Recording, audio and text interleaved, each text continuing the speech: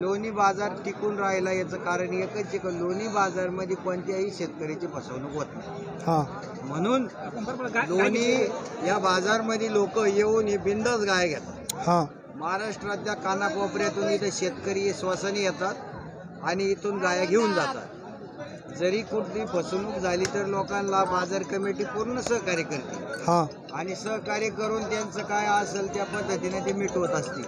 तेव्हा इथं कोणतं आलेला शेतकरी निसंकोच यायचं, कुठल्याही पद्धतीनं म्हणजे कुठल्याही प्रकारे त्याची फसवणूक होणार नाही हे मी तुम्हाला शाश्वतपणे एक व्यापारी ह्या नात्याने सांगतो। जरी व्यापारी मी असलो तरी शेतकरी हे एक एक रुपया कमाई करून पूर्णपणे ती पैसे साठवून गाय घेतली जाते आणि त्यांची फसवणूक झाल्यावर त्यांच्याकडे दोनच पर्याय असतात, एक तर आत्महत्या करणे किंवा दुसरी गोष्ट त्यांना बेनिफिट मिळाल्यानंतर त्यांचा उदरनिर्वाह या गोष्टीमुळे चालत असतो।